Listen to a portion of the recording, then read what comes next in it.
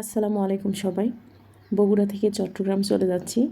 আর এটা হচ্ছে কুমিল্লা। আপনার ব্রেক টাইম তখন বাজে 3টা। আর ফার্স্ট টাইম হচ্ছে আমার মাকে নিয়ে আমি একা এবার হচ্ছে চট্টগ্রাম যাচ্ছি, আমার মা আর আমি।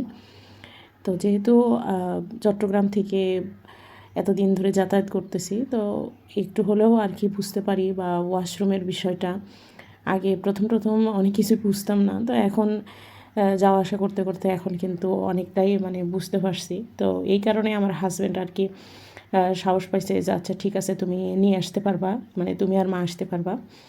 তো এখানে নেমেই আর কি আমি একটু চা খাচ্ছিলাম, আর আমার মা বাস থেকে নামে নাই, বাসে একটু দাঁড়িয়ে আছে। তো আমার মায়ের জন্য এই যে আমার জন্য চিপস নিছি, মার জন্য বিস্কিট এইগুলা, আর হচ্ছে আমি মাকেও আর কি জানালা দিয়ে বাসে আর কি হচ্ছে চা দিয়ে আসলাম। আর বগুড়ার তুলনায় চট্টগ্রামের এই দিকে এসে দেখি কোনো শীত নাই।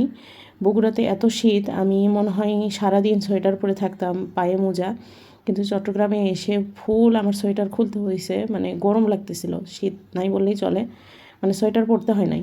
আমার মায়েরও সেম অবস্থা, শীতের কাপড়ই বেশি নিয়ে আসছিল, আর দেখা গেছে একটা শীতের কাপড়ও পরতে হয় নাই। তো আমার ফ্রিজের যেইগুলো জিনিস, এই দুধগুলো আমি আমার শ্বশুরবাড়ি থেকে নিয়ে এসেছিলাম, সেইগুলো আর কি আগে রাখতেছি। আর ফ্রিজের যেইগুলো জিনিস সেইগুলো আগে রাখলাম। আমার শ্বশুরবাড়ি থেকে কুরবানি ঈদের মধ্যে যেগুলো মাংস ছিল সেইগুলো সব নিয়ে আসছি, সেগুলো রাখতেছি। আর এইগুলো হচ্ছে আমার মা, মানে রোজার বাজার যেইগুলো আমাদের বগুড়াতে যেটা থাকে, যে রোজার সময় মেয়ের বাসায় আর কি রোজার যে একটা সাজন বলে, আপনাদের এলাকায় কি বলে জানি না। তো আমার যেগুলো প্রয়োজনীয় আমার মা সেইগুলোই আমাকে কিনে দিছে, আমি যা যা মানে বলছি আর কি। তো এখানে হচ্ছে রোজার সবগুলোই সামগ্রী, আর হচ্ছে আপনার ডাল থেকে শুরু করে ছোলা, সেমাই, চিনি, পোলার চাল থেকে শুরু করে সব কিছুই আর কি, যেটা আর কি মেয়ের বাসায় দেওয়া হয়।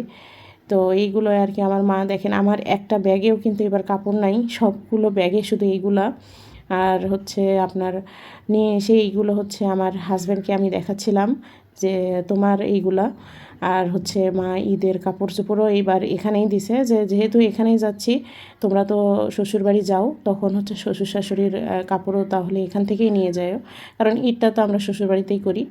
আর আমার ভাই আমাকে হচ্ছে অনেক কিছুই বাজার করে দিছে। আমি আমার ভাইকে শুধু বলছিলাম যে মরিচ কিনে দেওয়ার জন্য। আমি চট্টগ্রামের শুকনো মরিচ একটুও খেতে পারি না, কোনো ঝাল নাই, মানে স্বাদ নাই, ভর্তা করতে গেলে আমার একদমই ভালো লাগে না। তো বগুড়ার মরিচ কিন্তু সেরা। তো এইগুলো হচ্ছে বাজার, আমি সবগুলো নামাইছি। আর আমি চট্টগ্রামে নামছিলাম একদম 6টার আগে আগে, তখনও সকাল হয় নাই। তো তখন বাস থেকে নেমেই সিএনজি নিয়ে আমি চলে আসছি। আমার হাজব্যান্ডকে বলছি এখানে আর আসতে হবে না, কারণ আমি নিউ মার্কেট এরিয়ার এখানে থাকি, আর বাস তো আপনাকে অলংকারে নেমে দেবে। তো আমি অলংকারে নেমে আমি চলে আসছি। দেখেন আমার ফ্রিজ কিন্তু একদমই বোঝাই কোনো জায়গা নাই। তারপরে আমার ফ্রিজের জিনিস কিছু কিছু রাখতে হয়েছে অন্যের বাসায়। আর এখানে আমার হাজব্যান্ড খিচুড়ি করে রাখছিল, সেই খিচুড়িটা হচ্ছে আমি গরম করে দিচ্ছি, মানে আমার একটু ভালোই হয়েছে। আমার হাজব্যান্ড খিচুড়ি করে রাখছিল, সেটা হচ্ছে ডিম ভাজি করে, আমার হাজব্যান্ডের অফিস ছিল, সে খেয়ে চলে গেছে। এখানে এখন আমার ফার্স্ট টাইম যেটা কাজ, সেটা হচ্ছে সিঁড়িটা পরিষ্কার করা। দেখেন আমি 2টা সিঁড়িই পরিষ্কার করে ফেলছি। আমার বাসার সামনে এরকম ময়লা থাকলে আমার একদমই ভালো লাগে না। আর হচ্ছে এখানে হচ্ছে আমাদের যে বাসায় থাকি সেখানকার যে যার মতো নিজের সিঁড়ি পরিষ্কার রাখবে। তো আমি আমারটা করি, তো পাশের যে তিনি নাই জন্য আমি তার সিঁড়িটাও একবারে, মানে আমার দরজার সামনে 2টাই আমি পরিষ্কার করে রাখলাম। এখন এইগুলো আমি গুছাবো, এইগুলো গুছিয়ে তারপরে হচ্ছে আমি আমি আমার বাসাটাও আর কি হাজব্যান্ডকে আগেই বলে রাখছিলাম যে আমি বাসা যেভাবে রেখে আসছি প্লিজ একটু ওইরকম একটু করে রাখো, কারণ আমি যখনই বাসা থেকে চলে যাই তখন আমি বাসাটা একদমই ক্লিন করে যাই, যাতে এসে শুধু একটু মুছে দিলেই হয়ে যায়। তো যেহেতু আমার হাজব্যান্ড আগেই আসছিল, তো ও আলহামদুলিল্লাহ অনেক কিছু ক্লিন করে রাখছিল, কারণ আমি জানি যে আমি এইগুলো নিয়ে গেলে আরও এলোমেলো হয়ে যাবে, তখন আরও আমার কষ্ট হয়ে যাবে। তো এখন এসে শুধু বেডশিটটা চেঞ্জ করব, এইগুলো চেঞ্জ করব। আর এই তো এই চানাচুরটা হচ্ছে আমার কাকা আমাকে কিনে দিছে। বাসায় গিয়ে এবার দেখতেছি কাকাদের বাসায় বড় বড় বয়ামে শুধু এই চানাচুর, আর দেখা যায় যে একটু পর পর এক মুঠো করে নিয়ে খাইতাম, ভালোই লাগতো। তো কাকা আবার আসার সময় আমাকে এটা কিনে দেয়।